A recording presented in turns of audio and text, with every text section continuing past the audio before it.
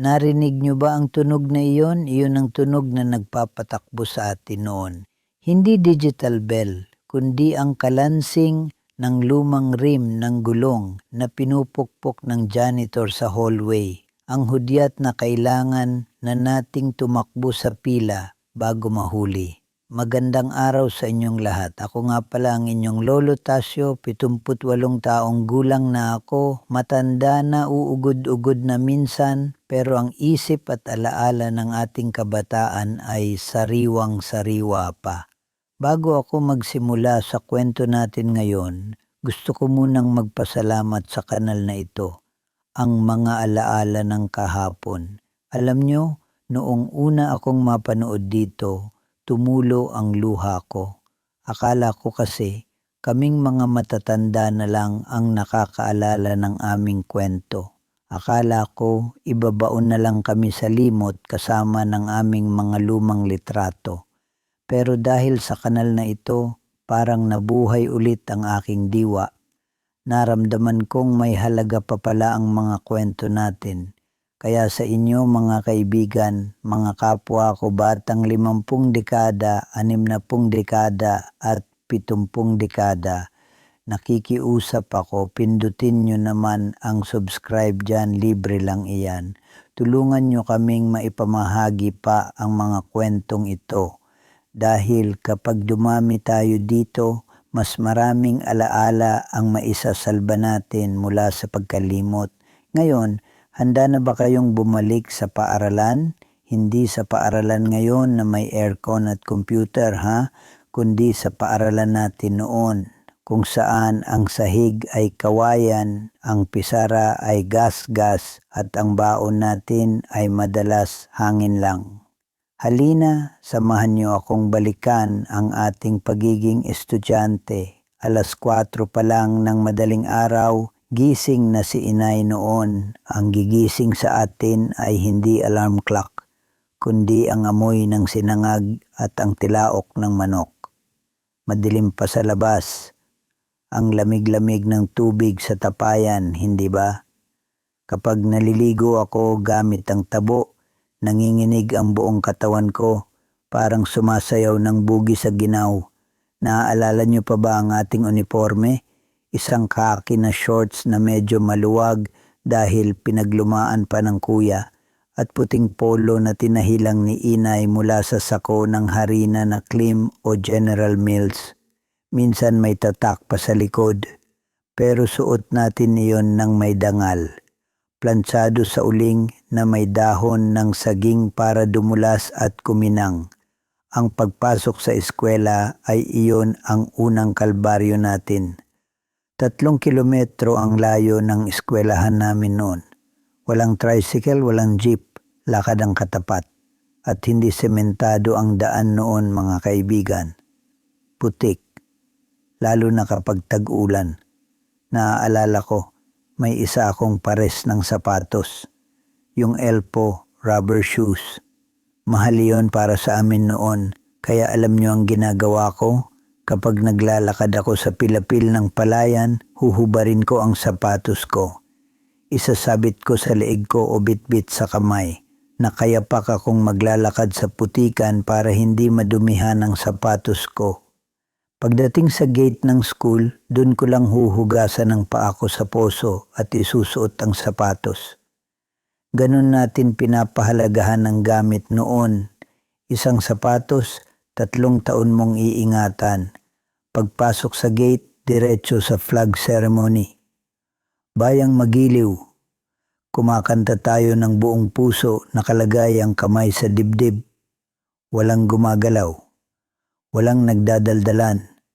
Subukan mong lumingon sa katabi mo, tiyak may tatama na sa iyo na stick ng teacher.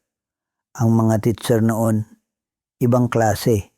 Kapag narinig mo na ang takong ng sapatos nila sa koridor, lahat kami parang naging estatwa, tahimik, walang hihinga. Bago magsimula ang klase, may inspeksyon. Ilabas ang mga kamay. Sigaw ni ma'am. I-check niya ang mga kuko natin. Kapag mahaba o maitim ang kuko mo, lagot. Pinalo ka na ng ruler sa kamay. paguguntingin ka pa. I-check din ang libag sa leeg at ang ngipin.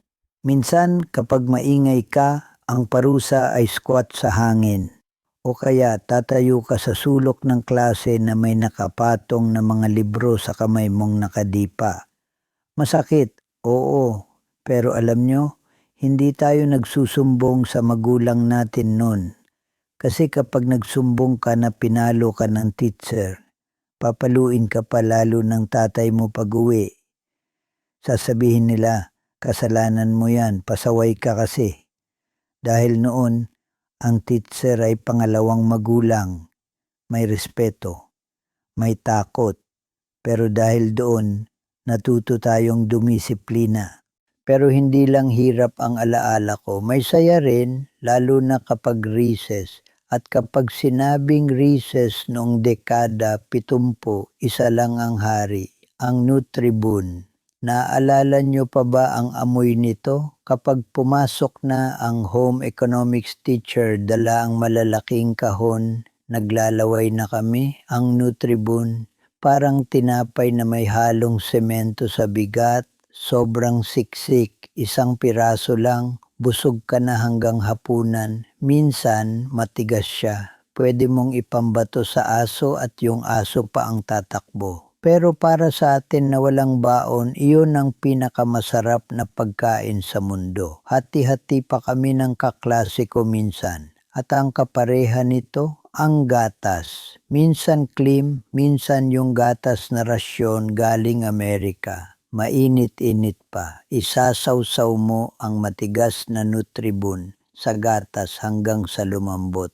Langit ang pakiramdam. Wala tayong masyadong pera noon mga kaibigan. Ang baon ko 5 sentimos o 10 sentimos lang. Pambili lang ng minatamis na saging o kaya yung ice candy na gawa sa buko. Pero kahit konti ang pera, masaya tayo noon. Nagpapalitan tayo ng ulam. Kung tuyo ang ulam ko at itlog ang ulam mo, hati tayo. Walang damot, walang away sa pagkain. Lahat tayo pare-parehong simpleng mamamayan at pare-parehong nagtutulungan.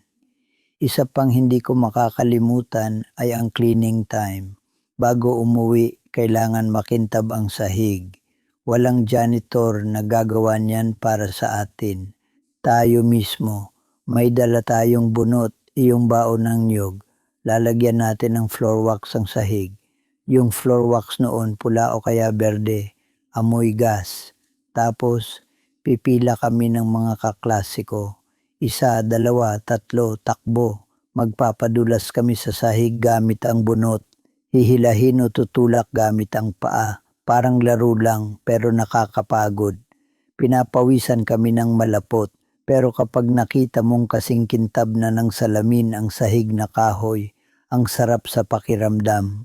Doon natin natutunan ang sipag. Na kung gusto mong maging malinis ang paligid mo, ikaw ang kikilos. Hindi ka asa sa iba. Paglabas ng eskwela, uwi na ba? Nako, hindi pa. Diyan na magsisimula ang tunay na laban. Sa kalsada, ilalabas na ang text. Yung maliliit na baraha na may drawing ng mga pelikula. 1, 2, 3, ihahagis sa ere at kung sino ang nakataob o nakatihaya, siya ang panalo. Ang dami kong text nun, nakatago sa kahon ng sapatos. Kayamanan ko iyon, nariyan din ang Jolens, ang gagamba na pinaglalaban sa stick ng walis tingting at ang sipa na gawa sa tingga at balahibo ng manok o plastik. Wala tayong cellphone noon, wala tayong gadget. Ang laruan natin gawa sa lupa, gawa sa kahoy, gawa sa goma. Pero ang saya natin ay abot hanggang langit. Uuwi tayong amoy araw, may galos ang tuhod at madungis ang muka. Pero puno ng kwento ang aming maghapon. Pag uwi sa bahay, bago magpahinga, may trabaho pa. Mag-iigib ng tubig sa poso. Magsisibak ng kahoy. At kapag gabi na, gagawin ng homework o takdang aralin. Wala tayong kuryente sa probinsya noon. Ang gamit natin gasera o lampara. Yung may mitsa na nakababad sa gaas. Nakadapa ako sa sahig, nagsusulat sa papel na intermediate pad o kaya sa pad paper na kulay abo. Ang itim ng ilong ko kinabukasan dahil sa usok ng gasera. Ang lapis ko pudpud na. Minsan, tinatalian ko na lang ng stick o ballpen na walang tinta para humaba at mahawakan ko pa. Walang nagsasayang noon. Hanggang sa huling letra, gagamitin ang lapis. Naalala ko si inay, habang nag-aaral ako, tatabihan niya ako at papaypayan para hindi dapuan ng lamok. Sasabihin niya, mag-aral kang mabuti, Tasyo. Iyan lang ang maipapamana namin sa iyo. Ang edukasyon na hindi mananakaw ni numan. Iyon ang naging gasolina ko. Kaya kahit antok na ako, kahit masakit na ang mata ko sa dilim, nag-aaral ako. Ngayon kapag nakikita ko ang mga pagbabago sa mundo, napapangiti na lang ako. Tayo noon kulang sa gamit pero buo ang loob, gutom ang tiyan pero busog sa pangarap. Ang hirap ng buhay noon ang nagpatibay sa atin. Ang Nutribun, ang paglalakad sa putik, ang striktong teacher, lahat yon naging bahagi ng kung sino tayo ngayon. Sa mga kapwa ko, batang 6 na po at 7 po, saludo ako sa inyo. Nalagpasan natin ang hamon ng panahon. Tayo ang huling henerasyon na nakaranas ng ganitong klaseng buhay. Kaya mahalaga ang kanal na ito. Mahalaga na maikwento natin ito kasi balang araw tayo ay lilisan din. Sino na ang magkukwento? Kaya muli nakikiusap si Lolo Tasyo.